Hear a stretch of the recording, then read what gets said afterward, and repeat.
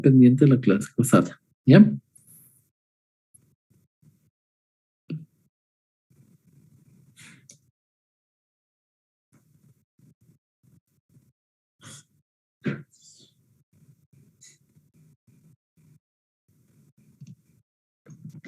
Buenas noches, doctor. Buenas noches, compañeros. El día de hoy vamos a continuar con la exposición de topando el tema de los síndromes con inmunodeficiencia combinada. Vamos a empezar hablando del síndrome de Wiskott-Aldrich. Ya. En cuanto a un poco de historia, en 1937 el pediatra alemán Alfred Wiskott es quien describe a 3 hermanos que presentaban un recuento bajo de plaquetas, diarrea con sangre, eczema e infecciones recurrentes de oído que murieron en edades tempranas por un sangrado intestinal y sepsis. La observación que realizó es que los 3 hermanos se vieron afectadas, pero sus 4 hermanos no. Esto llevó a Wiskott a proponer que el síndrome se debía a una trombopatía hereditaria.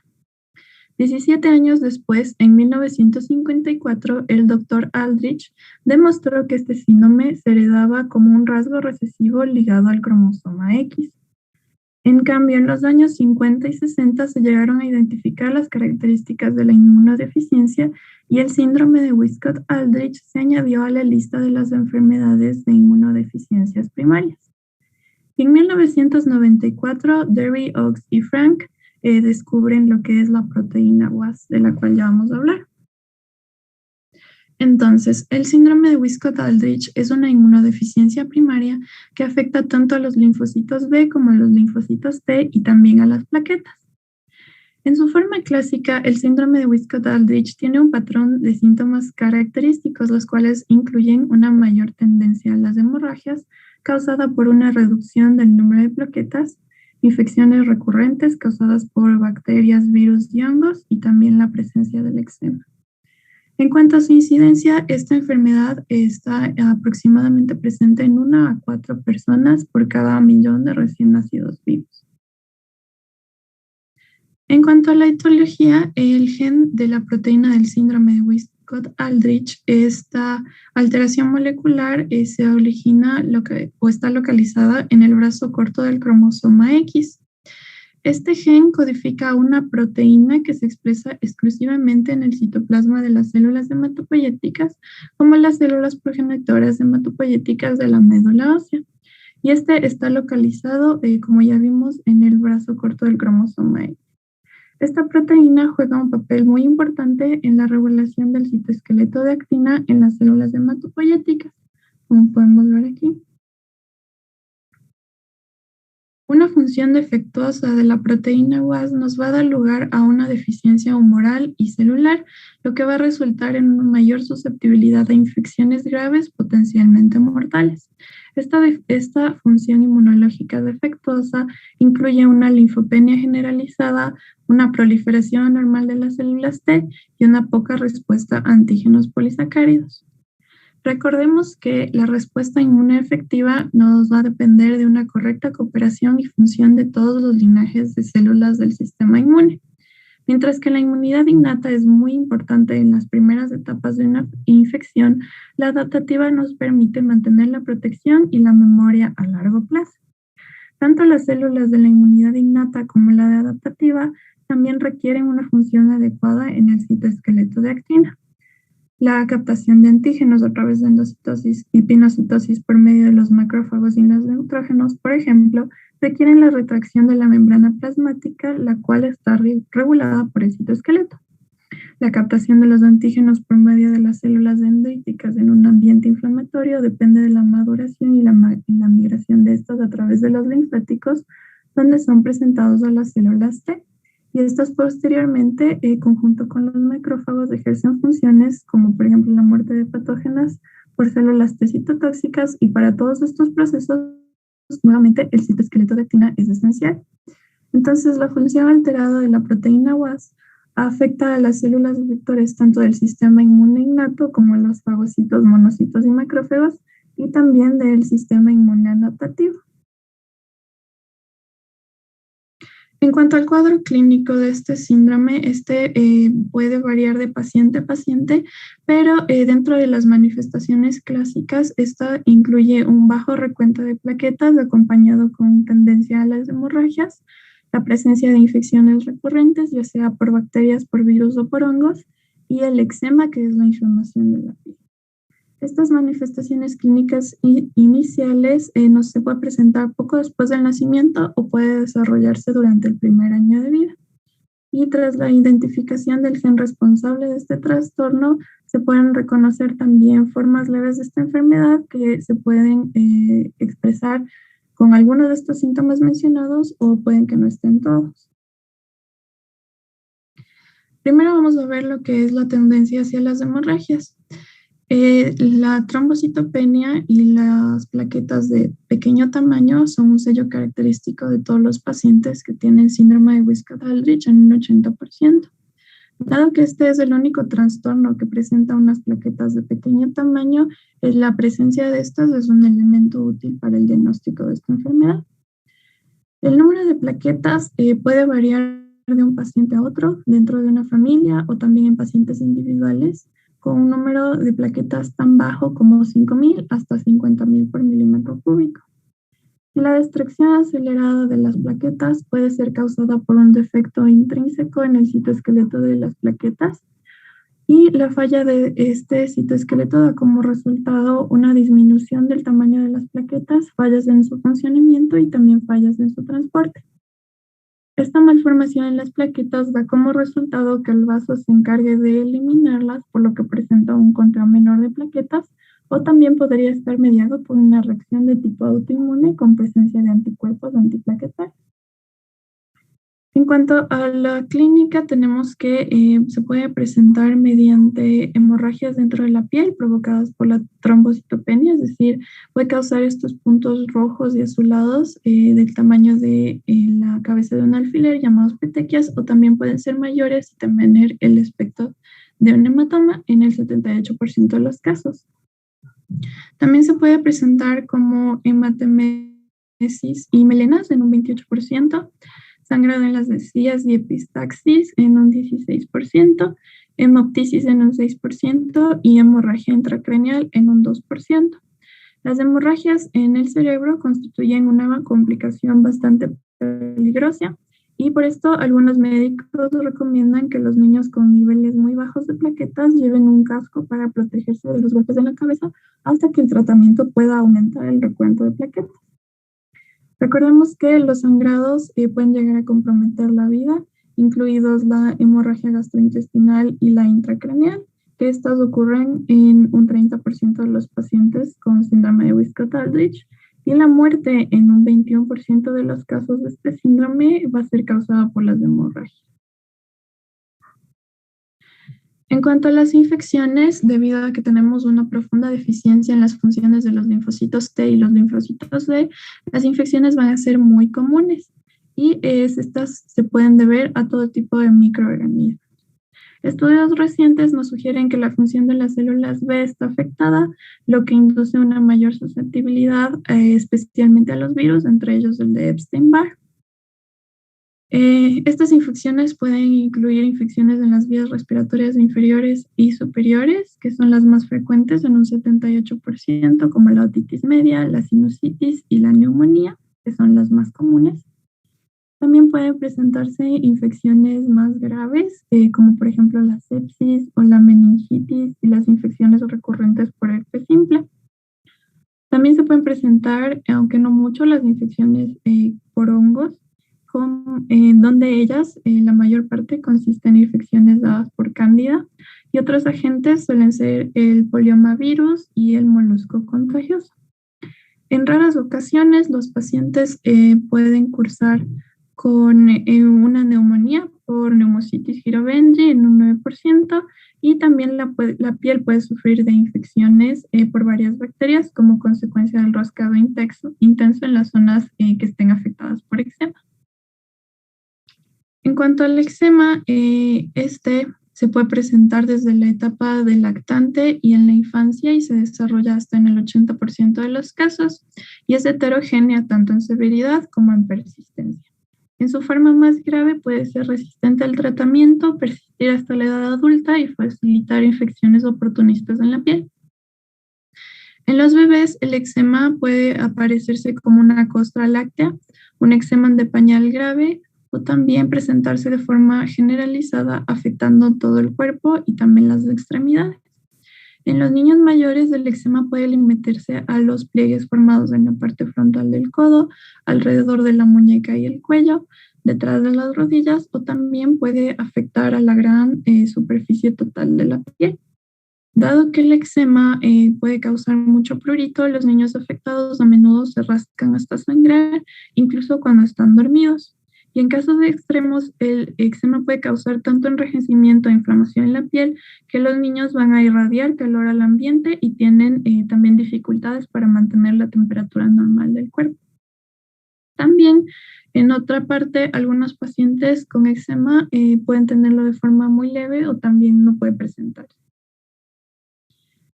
En cuanto a las manifestaciones autoinmunes, este es un problema observado con frecuencia en los bebés, así como en los adultos con síndrome de Wiskott-Aldrich, y esta tiene una elevada incidencia de síntomas de tipo autoinmune, lo cual describe trastornos que parecen ser consecuencia de la reacción de un sistema inmune desregulado contra las partes del propio cuerpo del paciente. ¿Esto cómo se da? Las reacciones autoinmunes pueden iniciarse en el transcurso de una infección por el resultado de la activación mediada por inflamación de los linfocitos dirigidos contra autoantígenos o determinantes, también autoantigénicos compartidos entre el patógeno y el huésped, lo que conocemos como mimetismo molecular. La incapacidad del huésped inmunodeficiente para erradicar el agente infeccioso completamente con la consecuente respuesta autoinmune crónica y el daño al tejido, nos puede favorecer a la ruptura de la tolerancia periférica. Y la persistencia prolongada de autoantígenos y antígenos patógenos puede dar lugar a una presentación al sistema inmune en un proceso inflamatorio a través del cual se vuelven inmunogénicos y también se induce así la autoinmunidad. También existen otras hipótesis de la autoinmunidad, entre las cuales tenemos que las células T presentan una producción reducida de interleucina 2. Como para recordar, la interleucina 2 regula la tolerancia periférica a través de la muerte celular inducida por la activación, mediante la cual las células T autorreactivas se someten a una apoptosis. Y además también promueve la muerte de células inducida por la activación dependiente de Fas, al aumentar la transcripción de Fas y Fas ligando. Por ende, una deficiencia de la interleucina 2 puede afectar a la tolerancia periférica por medio de la producción reducida de células T reguladoras. Y además la ausencia de Fas y Fas ligando, que también nos puede conllevar a una autoinmunidad. En cuanto a las células natural killer, que tengan una función citolítica defectuosa, hay evidencia indirecta adicional de la disfunción de estas células en pacientes con síndrome de Wiskott-Aldrich, que proviene de una alta frecuencia en los pacientes que se ven afectados por las infecciones del virus del herpes. Y una teoría adicional hace referencia a la alta tasa de destrucción de células como consecuencia de la eliminación continua de las plaquetas en la circulación por el vaso, y también un aumento de la susceptibilidad a la apoptosis espontánea de los linfocitos. Se ha propuesto que cuando se generan grandes cantidades de células apoptóticas, los mecanismos normales de fagocitosis por macrófagos pueden llegar a sobrecargarse. Esto permite que las células apoptósicas estén disponibles para las células dendríticas que podrían presentar antígenos propios del sistema inmunológico. Debido a que la función de las células de los monocitos y los macrófagos, como vimos antes, ya está alterada, el riesgo de saturación de la función fagocítica parece ser particularmente alto, lo que podría apoyar este mecanismo como un importante iniciador de la autoinmunidad. Esta autoinmunidad es frecuente en los pacientes con síndrome de Wiskott-Aldrich y se estima que alrededor del 40% de los pacientes va a desarrollar la autoinmunidad. Esta aparición se ha hecho cada vez más evidente con relación a edades más tardías de los pacientes que presentan este síndrome. Entre las manifestaciones autoinmunes más comunes observamos la anemia hemolítica autoinmune en un 14%. Esta es causada por anticuerpos que destruyen los propios glóbulos rojos del paciente. También la vasculitis en un 13%, que es una inflamación de los vasos sanguíneos que está asociada con fiebre y erupciones cutáneas en las extremidades, que a veces puede empeorar con periodos de ejercicio. También tenemos la nefropatía, la artritis crónica y también de forma menos común se presenta enfermedad inflamatoria intestinal, púrpura de Henoch-Zollern, angioedema, trombocitopenia idiopática, uveitis, vasculitis cerebral y neutropenia. Estos episodios autoinmunes pueden durar tan solo unos pocos días o también pueden ocurrir en rachas durante un periodo de varios años y pueden ser difíciles de tratar. Por último, tenemos los tumores. Esto puede ocurrir en niños pequeños, en adolescentes y también en adultos con este síndrome. Por lo general se desarrollan después de los 20 años de edad, con una incidencia entre el 13 y el 22%, especialmente lo que son las mielodisplasias y los linfomas. Se ha encontrado una asociación en la aparición de neoplasias malignas y trastornos linfoproliferativos con antecedentes de varias enfermedades autoinmunes. Hasta el 25% de los pacientes que tienen autoinmunidad desarrolla una enfermedad maligna, comparado con solo el 5% que no ha tenido una historia de autoinmunidad. El linfoma de células B asociados al virus de Epstein-Barr es el que más ha llegado a reportar. En cuanto a la herencia, el síndrome de Wiskott-Aldrich se hereda con un trastorno recesivo ligado al cromosoma X, por eso es que solo los varones se ven afectados por esta enfermedad. Dado que esta es una enfermedad heredada, podría haber hermanos o tíos maternos con síntomas similares y es posible que la historia familiar también sea totalmente negativa con respecto a este síndrome debido a que hay un tamaño reducido en la familia o que se ha producido por una nueva mutación. Se cree que alrededor de una tercera parte de los casos de estos pacientes que recién se diagnostican se deben a una nueva mutación ocurrida en el momento de la concepción. En cuanto al diagnóstico, dado a que hay un amplio espectro de síntomas, este se debe considerar en cualquier niño que presente hemorragias poco habituales, hematomas, trombocitopenia congénita o de temprana aparición y también plaquetas pequeñas, además de infecciones recurrentes. Este diagnóstico se corrobora con exámenes de laboratorio, como son la biometría hemática, en donde se presenta plaquetopenia y un volumen plaquetario bajo. En niños de más edad, mayores de 2 años, también se pueden observar diversas anomalías inmunológicas, lo cual puede emplearse también para apoyar el diagnóstico. El bajo nivel, o también se debe ver el bajo nivel o la ausencia de ciertos tipos de anticuerpos, que son signos característicos de los niños que tienen este síndrome, donde hay niveles de inmunoglobulina G que están normales, una IgM puede estar aumentada o disminuida, y la IgA e IgE se encuentran elevadas.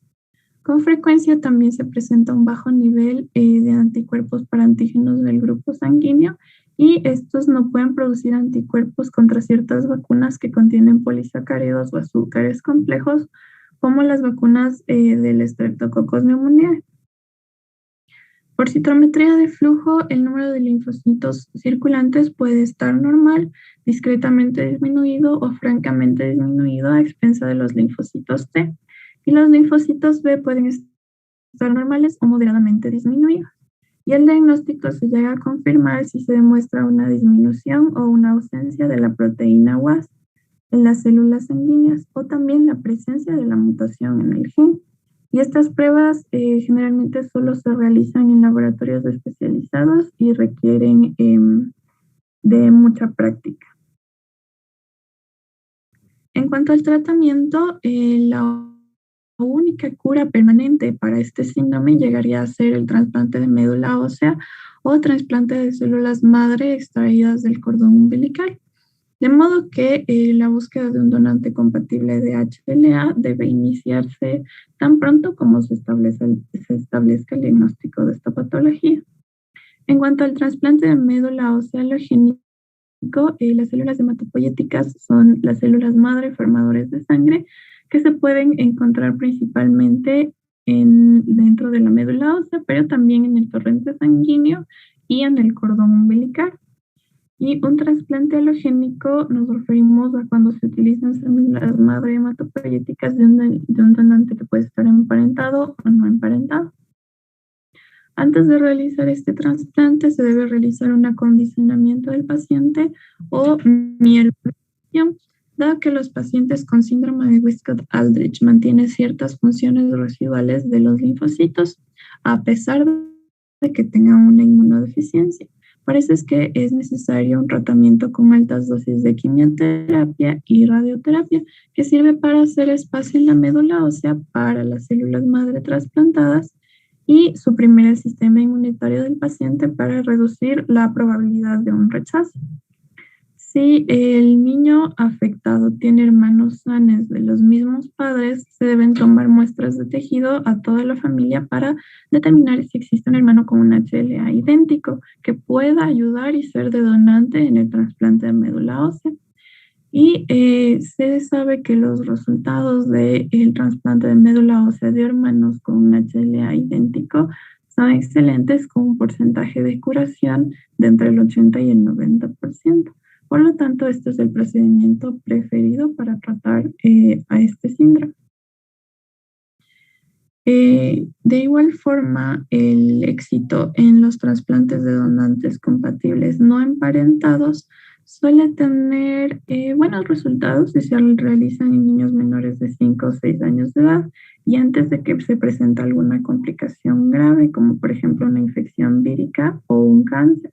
Y el porcentaje de éxito va a disminuir con la edad, de manera que la decisión de llevar a cabo un trasplante en adolescentes o adultos resulta ya un poco más difícil.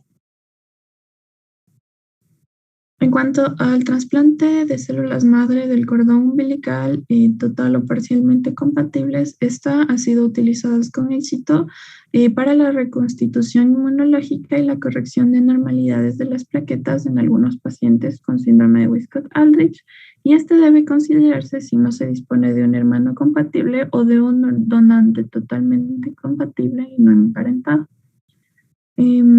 En contraste con el excelente resultado de los trasplantes compatibles, este ha tenido mucho menos éxito. También las personas más jóvenes que se encuentran en etapas más tempranas de esta enfermedad o que no han recibido muchos tratamientos suelen tener mejores resultados en general con los trasplantes. De esta forma, los varones con este síndrome que reciben un trasplante de células hematopoyéticas de un hermano sano emparejado o un donante no emparentado cercano, antes de llegar a tener los 2 años de edad, tienen una probabilidad mayor del 90% de curarse. Por último, tenemos el tratamiento o terapia génica, donde el concepto actual es de una introducción de una copia normal del gen WAS en las células madre hematopoyéticas aisladas de un paciente con síndrome de Wiskott-Aldrich y la reinfusión de las células manipuladas en el mismo paciente después de un acondicionamiento con un fármaco busulfán. En cuanto al tratamiento de las hemorragias, si no se puede detener el sangrado importante con medidas conservadoras, se puede utilizar la transfusión de plaquetas para tratar el bajo recuento de las mismas y también la hemorragia. Dada la gran pérdida de sangre, también es frecuente la anemia con deficiencia de hierro y a menudo es necesario administrar un suplemento de este. También se han efectuado extirpaciones quirúrgicas del vaso, que es el órgano linfático que filtra la sangre, y se ha demostrado que el procedimiento corrige el recuento bajo de plaquetas y en un más del 90% de los casos. Sin embargo, esta no llega a curar los otros síntomas de esta patología y solo debe llegar a emplearse para controlar la trombocitopenia en pacientes que tengan un recuento de plaquetas particularmente bajo. También se ha demostrado que la capacidad de la terapia de restitución de inmunoglobulina con altas dosis para elevar el recuento de plaquetas aumenta considerablemente una vez que se ha llegado a extirpar el vaso. En cuanto a las infecciones, es necesario que cuando haya síntomas de infección, debemos buscar cuidadosamente las posibles infecciones, ya sean bacterianas, víricas o fúngicas, para determinar el tratamiento antimicrobiano más eficaz. Ya que la respuesta de los anticuerpos de estos pacientes a las vacunas y los microorganismos invasores no es normal, la administración profiláctica de una terapia de sustitución con inmunoglobulinas puede estar indicada para aquellos pacientes que sufren de infecciones bacterianas frecuentes. Al igual que ocurre con todos los niños con inmunodeficiencias primarias que afectan a linfocitos B y T, los varones enfermos con este síndrome no deben recibir vacunas con virus vivos, ya que es posible que alguna cepa del virus provoque una enfermedad. Y de vez en cuando se pueden producir complicaciones por infección de la varicela, y estos pueden llegar a prevenirse con tratamiento precoz tras la exposición con antivirales, terapia de sustitución con inmunoglobulinas a altas dosis o suero hiperinmune. En cuanto al eczema, este puede ser severo y persistente y requerir una atención constante. Para eso hay que recomendarle al paciente evitar tomar demasiados baños, ya que estos pueden resecar la piel y empeorar el eczema, además del uso de hidratantes después del baño y utilizar crema también para untarla en las zonas de la piel seca o que tengan el eczema. También se hace uso de esteroides tópicos con una aplicación moderada en las áreas con inflamación crónica, que puede ser de ayuda. También se debe evaluar si hay alergias conocidas a ciertos alimentos y retirar los productos que causan el problema, y la utilización de antibióticos cuando hay infecciones crónicas en la piel. En cuanto a la enfermedad autoinmune, el uso de terapia sustitutiva con inmunoglobulinas y los esteroides sistémicos en altas dosis puede corregir el problema, y es importante que se reduzca lo antes posible la dosis de los esteroides a la mínima para que se controlen los síntomas. También tenemos el tratamiento con terapia inmunomoduladora, incluyendo inmunoglobulina intravenosa. Este puede ser utilizado para las manifestaciones más severas de la autoinmunidad. En cuanto al pronóstico, hace 3 décadas el síndrome de Wiskott-Aldrich tenía una esperanza de vida de tan solo 2 hasta 3 años. Y aunque sigue siendo una enfermedad grave con complicaciones que pueden poner la vida en peligro, muchos varones afectados suelen pasar la pubertad y llegar a la vida adulta. Y actualmente la supervivencia media reportada es de 20 años. Ahora, en cuanto a la ataxia telangiectasia. Los primeros reportes que se tienen de esta enfermedad son en 1926, donde Silava y Jenner describieron telangiectasias oculares en 3 miembros de una familia. En 1941, Madame Louise Barr reportó el primer caso de este síndrome, documentando los signos neurológicos progresivos y las telangiectasias. Posteriormente, en 1958, Boder y Sedgwick proponen el término ataxia telangiectasia, describiendo el patrón hereditario, y reportan las infecciones pulmonares recurrentes.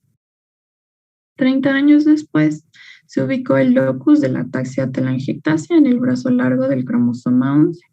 Y en 1994 fue descubierto el gen responsable de la ataxia telangiectasia, denominándose ATM. Entonces, esta es una enfermedad multisistémica causada por mutaciones en el gen ATM, que asocia a una inmunodeficiencia combinada grave que afecta principalmente a la respuesta inmune humoral. También afecta a las células del cerebelo por la pérdida de la proteína ATM funcional, con una ataxia cerebelosa progresiva.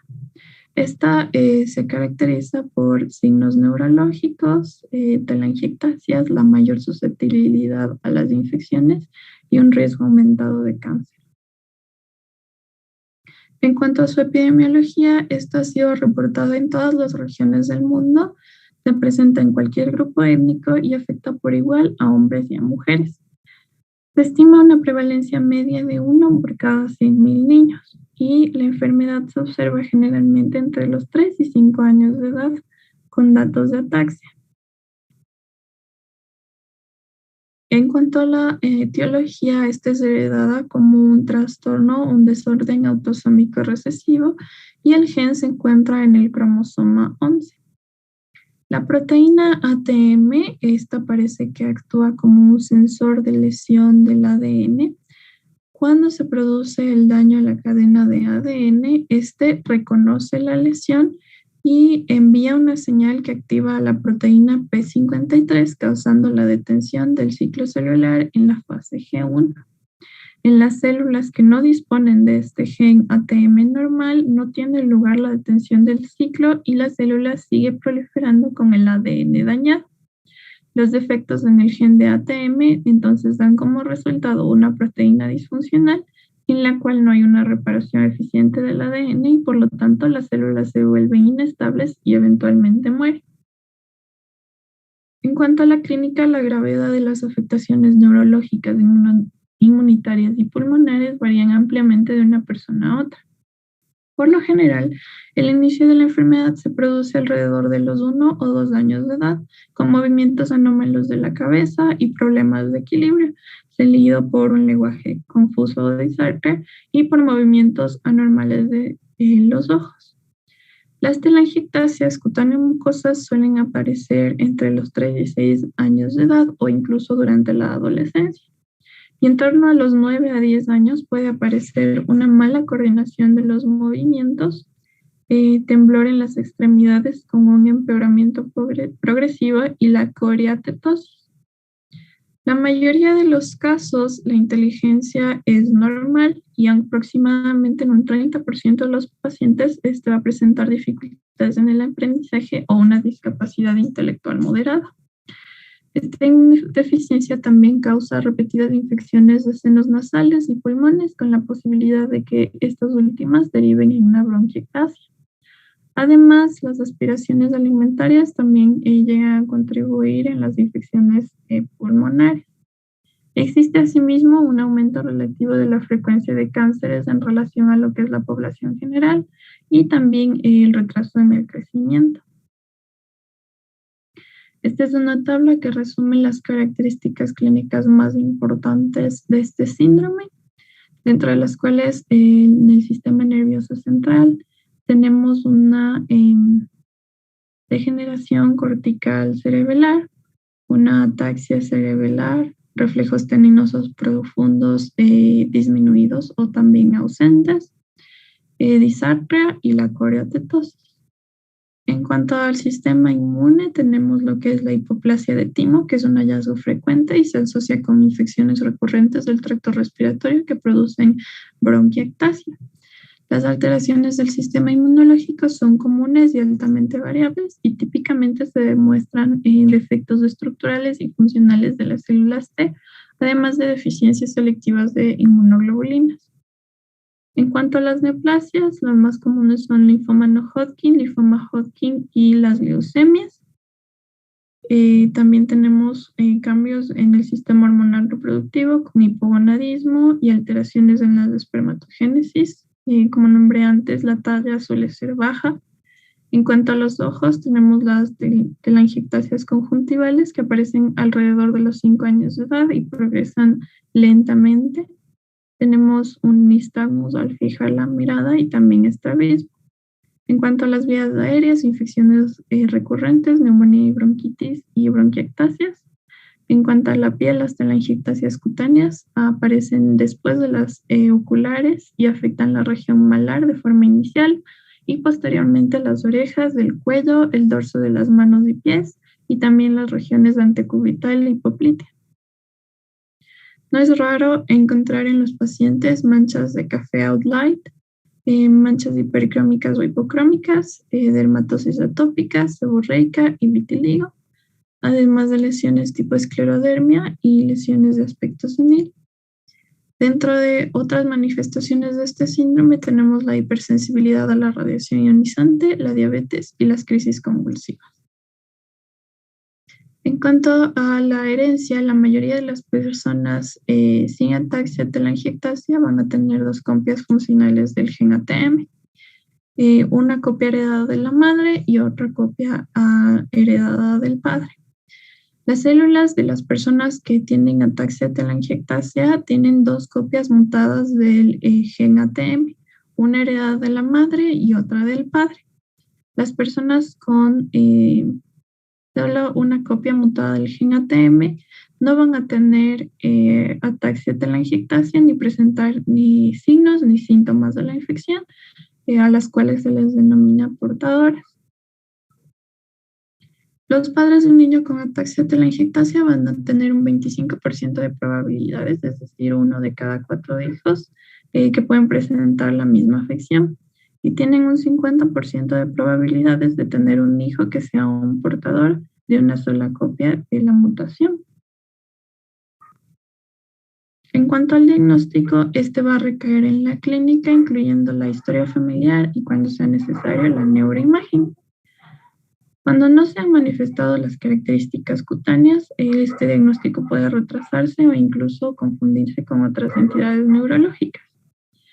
Por eso, dentro de los estudios paraclínicos que apoyan y complementan el diagnóstico, tenemos a la cuantificación de la alfa-fetoproteína. Este es un biomarcador de bienestar fetal con función similar a la albúmina. En condiciones de normalidad se puede cuantificar en el suero sanguíneo con títulos menores a 5.5 unidades sobre mililitro o menores a 10 nanogramos sobre mililitro. Y en pacientes con ataxia telangiectasia hay una tendencia al incremento de estos valores, donde esta suele hallarse ligeramente elevada. Dentro del estudio de radiosensibilidad específico para síndromes genéticos o ensayo de supervivencia de colonias de linfocitos, esta valora el desarrollo celular postexposición a la radiación ionizante, siendo normal en el 99% de los pacientes con este síndrome.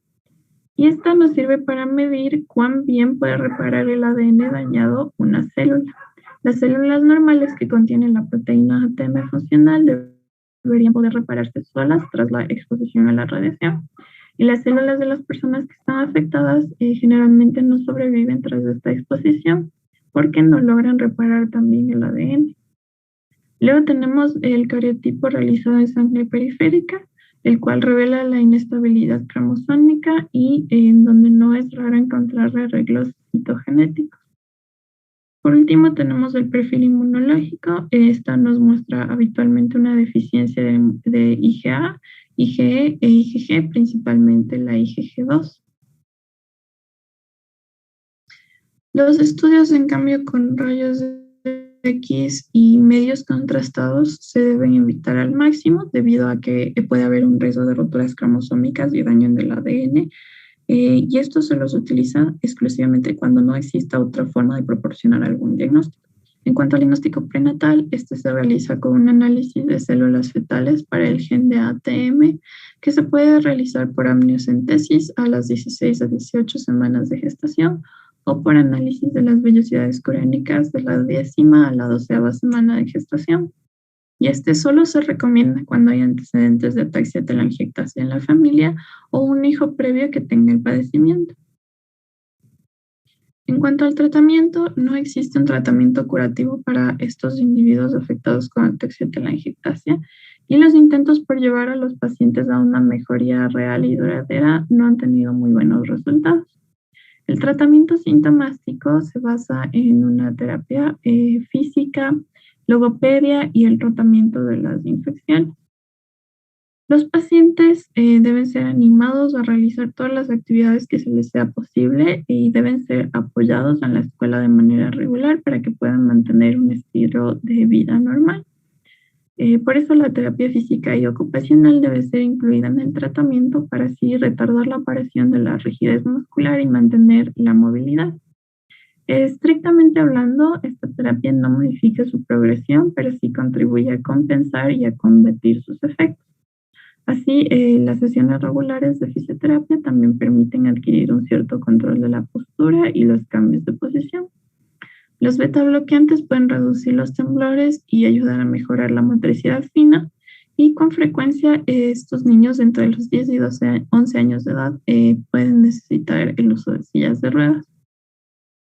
En cuanto a la psicomotricidad, el seguimiento por un especialista tiene como objetivo proporcionar asistencia para el desarrollo motor, implicando factores psíquicos, tales como la toma de conciencia del esquema corporal, familiarizándose con diversas experiencias sensoriales y comunicando y expresando sus emociones. Además, también puede contribuir a mejorar la postura y el equilibrio y ejecutar movimientos para la realización de tareas de la vida diaria. En cuanto a la logopedia, esta permite mejorar la comunicación en personas con dificultades de la locución y también aborda los problemas de la deglución, es decir, la disfagia. Además, el diagnóstico se debe procurar realizar lo más tempranamente posible porque ayuda a prevenir las infecciones a las que pueda presentarse el paciente, y el esquema de vacunación debe cubrir patógenos respiratorios como el virus de la influenza y el neumococo, debido a que son causa frecuente de morbilidad y mortalidad. Además del empleo de inmunomoduladores e inmunosupresores como el interferón, levamisón o ciclofosfamida han tenido cierta utilidad en el control de infecciones y también en su recurrencia. Ahora también existe una nueva diana terapéutica, donde un grupo de investigadores liderado por el Consejo Superior de Investigadores de Científicos ha descubierto el péptido GSE4, que actúa atenuando los principales efectos patológicos de los pacientes con ataxia telangiectasia. Este hallazgo se publicó en la revista Cell Death and Differentiation, en donde los problemas del movimiento en estos pacientes dice que son consecuencia de la muerte de las células del cerebelo, que están causadas por un aumento de radicales libres. En una persona sana, esto se controla a través de la proteína ATM, pero las personas que tienen este síndrome, el gen ATM se encuentra mutado y esta proteína muestra menor o incluso nula actividad. Por eso es que a través de estudios in vitro, los investigadores han comprobado que el péptido GSE4 aumenta la capacidad de la división de células de ataxia telangiectasia, disminuye el nivel de los radicales libres, aumenta la actividad de la telomerasa y también la capacidad de las células de sobrevivir ante un aumento de los radicales libres y la radiación ionizante.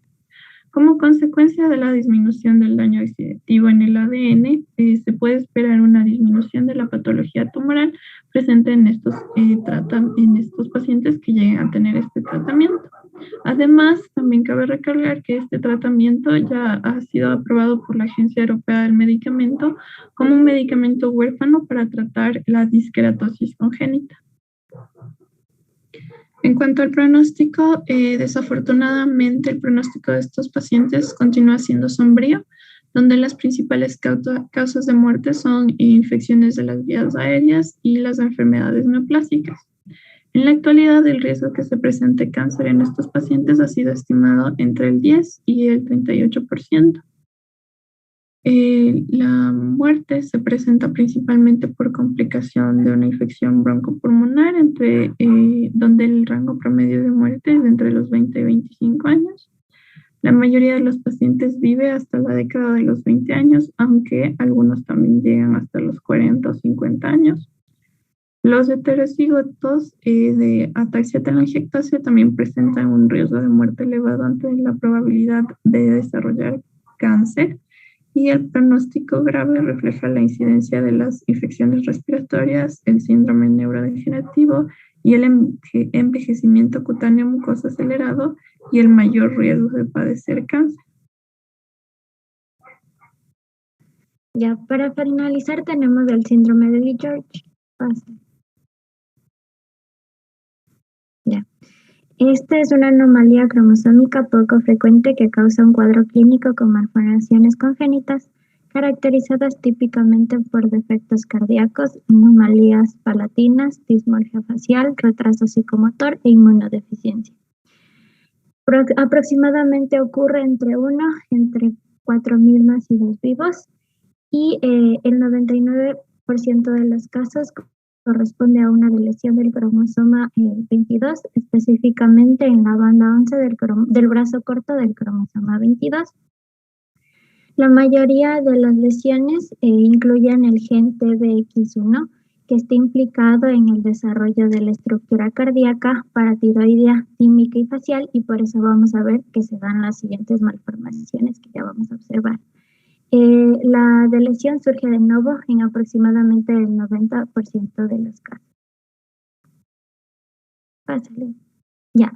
Entonces, en este síndrome muestra un fenotipo clínico variable que puede oscilar de moderado a grave. O sea, si bien el defecto genético es el mismo en la mayoría de los pacientes que presentan este síndrome, no se va a presentar de la misma manera en todos, pero pueden presentar alteraciones inmunológicas como lo que es aplasia o hipoplasia tímica. Esto puede generar una disminución o una producción deficiente de las células T en comparación con las personas sanas, y como resultado va a provocar una inmunodeficiencia. Estos pacientes van a tener una mayor susceptibilidad a lo que son las infecciones. También tienen un mayor riesgo de desarrollar una enfermedad autoinmune, como por ejemplo la púrpura trombocitopénica idiopática, también la anemia hemolítica autoinmune. También estos pacientes van a presentar lo que son defectos cardíacos. Entre las principales están las malformaciones conotroncales, como comunicación interventricular, truncus arterioso, tetralogía de Fallot, interrupción del arco aórtico. También estos pacientes pueden presentar lo que es el hipoparatiroidismo. Recordamos que las glándulas paratiroides controlan el metabolismo normal y los niveles sanguíneos del calcio. En pacientes con este síndrome, estas glándulas pueden estar subdesarrolladas, lo que puede provocar este hipoparatiroidismo, que va a generar una disminución de los niveles de calcio que, si no se controla, puede llegar a provocar lo que son las convulsiones. También pueden presentar lo que son anomalías palatinas, como es la incompetencia velofaringia, paladar hendido, úvula bífida, etc. Esto se puede evidenciar, o el paciente puede presentar lo que es habla hipernasal y también dificultades para la alimentación. Pásale, por favor. Ya también puede presentar otras anomalías faciales como ptosis, lo que es hipertelorismo, pliegues epicantinos, nariz nasal prominente, región malar plana, orejas pequeñas y con implantación baja. Con respecto a anomalías gastrointestinales, pueden presentar malrotación intestinal, ano perforado. También pueden presentar anomalías renales como duplicaciones renales, agenesia renal. Con respecto a anomalías esqueléticas, pueden presentar escoliosis, polidactilia, y también pueden presentar lo que es alguna alteración cognitiva, psiquiátrica o comportamental, como es retraso del desarrollo psicomotor, trastorno de ansiedad, desórdenes de espectro autista y también déficit de atención e hiperactividad. Ya, el diagnóstico principalmente se hace en base a la clínica. Como vimos, nuestros pacientes pueden presentar anomalías cardíacas, lo que se puede auscultar como soplo cardíaco. También por estas anomalías cardíacas pueden presentar cianosis. Ya vimos que estos pacientes tienen una inmunodeficiencia, por lo que tienen infecciones frecuentes. También podemos ver que pueden presentar desarrollo del habla, del aprendizaje, problemas conductuales y también alteraciones en el habla. Esto se acompaña de estudios genéticos, principalmente se hace lo que es el FISH, la hibridación fluorescente in situ. Esta es una técnica de laboratorio que nos permite detectar y localizar una secuencia específica del ADN en un cromosoma.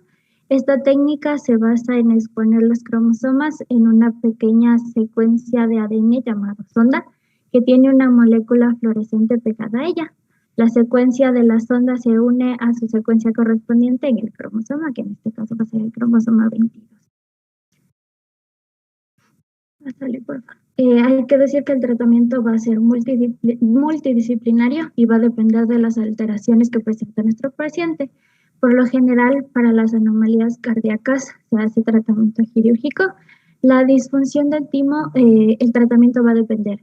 Si es una disfunción moderada, por lo general se ha visto que en pacientes neonatales y pediátricos el funcionamiento del sistema inmunitario va a ir mejorando con la edad, pero si es severa, y esto se le conoce como discharge completo, Lo que se hace como tratamiento es ya trasplante de médula ósea. Para el hipoparatiroidismo se utiliza lo que es la suplementación del calcio. Para las alteraciones palatinas se recurre a lo que es tratamiento quirúrgico y en caso de que el paciente lo necesite, se puede recurrir a terapia educativa y conductual y también tratamiento para los trastornos psiquiátricos. Y eso es todo. Muchas gracias. Muy bien, entonces acá hemos concluido ya las inmunodeficiencias primarias, las que son congénitas, ¿no? Entonces, como mensajes generales, una vez más, para un poco diferenciarlas y un poco entender estas inmunodeficiencias, ¿qué podrían decir ustedes que son las cosas que tienen en común?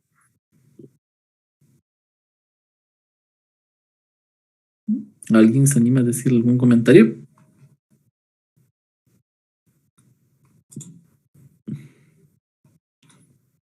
¿Nada? ¿Qué dicen?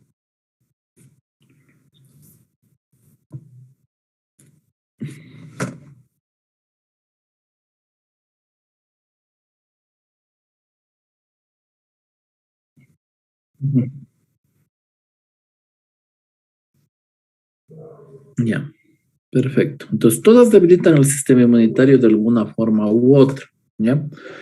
La gran mayoría de las inmunodeficiencias primarias, ¿a qué edad debutan? La gran mayoría. En etapas tempranas, edad de los 2 años. Aparecen usualmente antes de los 2 años, la gran mayoría. Perfecto, ¿ya? Un buen número de estas inmunodeficiencias están ligadas a la herexia ligada al cromosoma X, ¿no? Hemos visto ya varios ejemplos de que muchas están ligadas al cromosoma X, ¿ya? Entonces, la gran mayoría de los afectos de estas enfermedades suelen ser varones, ¿no? Hay excepciones, sí, pero la gran mayoría afectan a varones. Las mujeres son portadoras y son asintomáticas, por lo general, ¿no?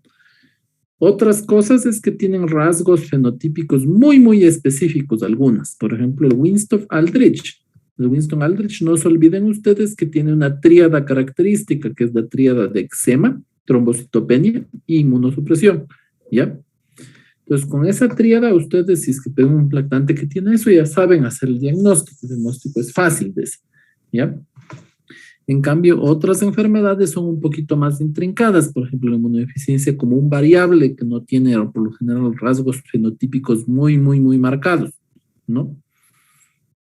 Por ejemplo, este síndrome de telangiectasia, ataxia telangiectasia, los síntomas debutan un poquito más tarde, ¿no? O sea, puede ser que la primera infancia el niño sea relativamente normal y después va presentando los síntomas y los síntomas se instauran cuando es la edad escolar, ¿no? Diferente. El Di Giorgio, en cambio, es un síndrome muy, muy, muy deformante que tiene muchas malformaciones asociadas a más de la inmunosupresión, ¿no? Y los otros síndromes que habíamos revisado en las clases pasadas que no tienen una manifestación fenotípica al nacimiento, sino que se manifiestan pasados los 6 meses, ¿no?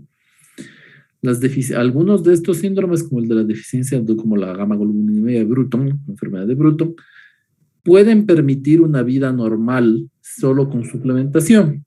En cambio, otros no tienen cura y que tienen un pronóstico, la verdad, bastante malo, ¿no? Como las inmunodeficiencias mixtas combinadas, ¿no?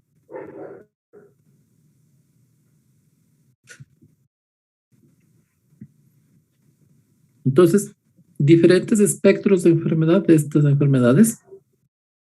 Nosotros con algunos rasgos, como les digo, podemos ayudar a distinguir y podemos ayudar a continuar. Ya. Entonces, ¿cómo vamos? ¿Cómo se sienten? ¿Creen que podemos continuar un poquito más ahora o lo damos por terminado porque ya son las 8?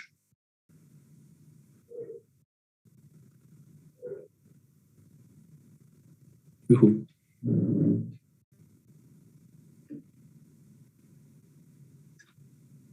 ¿Alguien dice algo?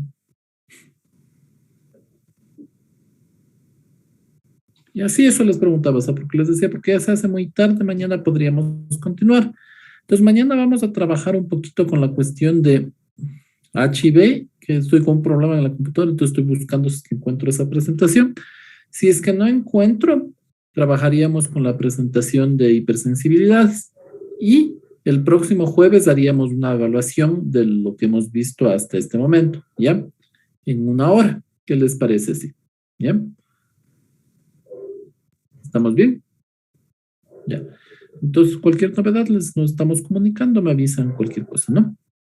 Entonces, tengan una buena noche, muchas gracias, ¿no? Gracias, Doc. Hasta luego. Gracias, doctor.